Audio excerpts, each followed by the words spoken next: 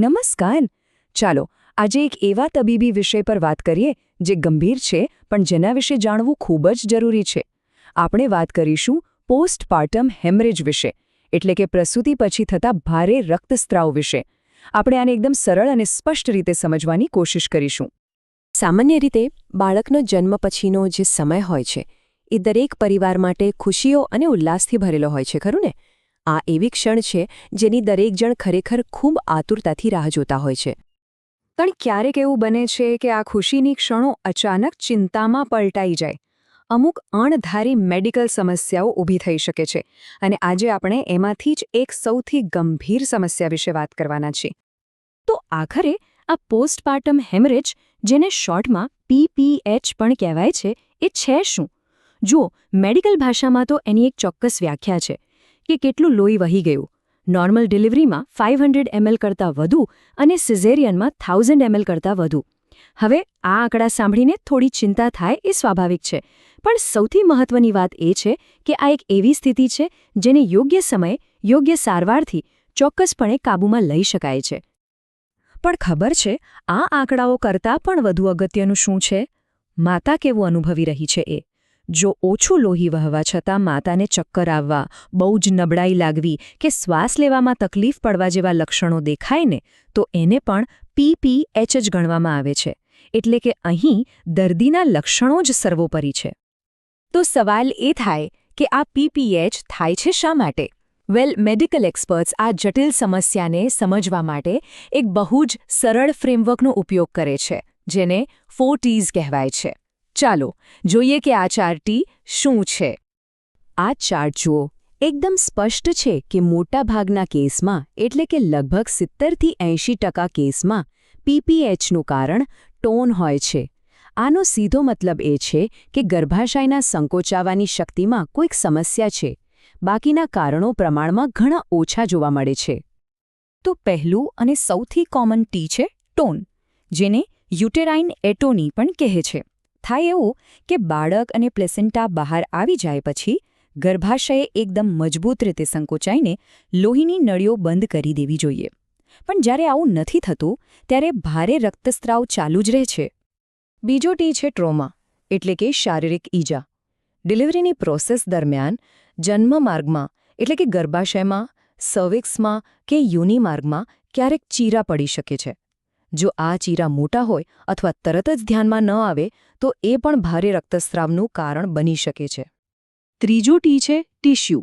આનો મતલબ એ છે કે પ્લેસેન્ટા, એટલે કે ઓરનો કોઈક ભાગ ગર્ભાશયમાં જ રહી ગયો હોય અને જ્યાં સુધી ગર્ભાશય અંદરથી પૂરેપૂરું ખાલી ન થાય ત્યાં સુધી એ બરાબર સંકોચાઈ નથી શકતું અને આને લીધે બ્લીડિંગ ચાલુ રહે છે. અને છેલ્લું, ચોથું T છે થ્રોમ્બિન. આ શરીરને લોહી ગંઠાવાની જે સિસ્ટમ છે એની સાથે જોડાયેલું છે. જો કોઈ માતાને લોહી ગંઠાવાની કોઈ બીમારી હોય તો નાની એવી ઈજામાંથી પણ લોહી વહેતું રોકવું બહુ મુશ્કેલ બની જાય છે. ઓકે, તો હવે આપણે કારણો તો સમજી ગયા. પણ ચાલો હવે એ જોઈએ કે મેડિકલ ટીમ PPHને ઓળખે કેવી રીતે. એવા કયા સંકેતો છે જેના પર તરત જ ધ્યાન આપવામાં આવે છે? તો ડોક્ટરો કારણ કેવી રીતે નક્કી કરે? એના માટે એક મુખ્ય ચાવી છે ગર્ભાશયની તપાસ. જો પેટ પરથી તપાસતા ગર્ભાશય એકદમ નરમ અને ઢીલું, જાણે પોચું હોય એવું લાગે, તો એ ટોનની સમસ્યા તરફ ઇશારો કરે છે. પણ જો ગર્ભાશય એકદમ મજબૂત અને સંકોચાયેલું હોવા છતાં બ્લીડિંગ ચાલુ જ રહે, તો સમજવાનું કે આ ટ્રોમા, એટલે કે કોઈ ઈજાનો કેસ છે. PPH એક મેડિકલ ઇમરજન્સી છે અને એનો સામનો કરવા માટે દરેક હોસ્પિટલમાં એકદમ વ્યવસ્થિત અને સ્ટેપ બાય સ્ટેપ પ્લાન તૈયાર હોય છે. આ કોઈ ગભરાટવાળી સ્થિતિ નથી, પણ એક સંકલિત અને ઝડપી પ્રતિક્રિયા છે. આ પ્લાન છે ને એ 4 એકદમ સ્પષ્ટ સ્ટેપ્સમાં કામ કરે છે. સ્ટેપ 1, તરત જ મદદ માટે કોલ જાય છે, આખી ટીમ ભેગી થઈ જાય છે. સ્ટેપ 2, પેશન્ટને સ્ટેબલ કરવામાં આવે છે, એટલે કે IV ફ્લુઇડ્સ, જરૂર પડે તો લોહી, બધું જ શરૂ કરી દેવાય છે. સ્ટેપ 3, ફટાફટ કારણ શોધવામાં આવે છે, પેલું આપણું 4 T વાળું ફ્રેમવર્ક વાપરીને.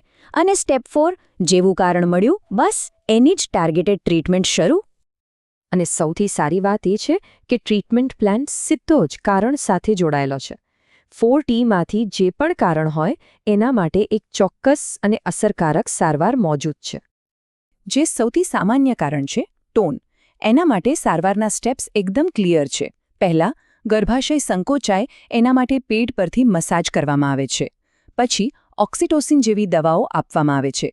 જો એનાથી પણ કામ ન બને તો બલૂન ટેમ્પોનેટ જેવી ટેકનિક વપરાય છે, જેમાં ગર્ભાશયની અંદર એક ખાસ બલૂન ફૂલાવીને દબાણથી બ્લીડિંગ રોકાય છે.